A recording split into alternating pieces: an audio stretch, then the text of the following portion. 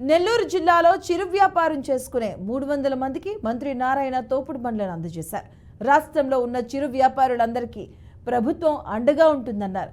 రాష్ట్రంలో skill development centre ఏర్పాటు చేసి యువతకి ఉద్యోగ ఉపాధి అవకాశాలు కల్పిస్తామన్నారు. రాష్ట్రంలో ప్రజల బాగోగులు చూసే ఏకైక ప్రభుత్వం టీడీపీ అని మంత్రి కొనియాడారు. మాటల మంత్రి కాదు, చేతల మంత్రి. ఎవరో చెప్పారు ఆయన కనపడరు, ఏం చేయరని.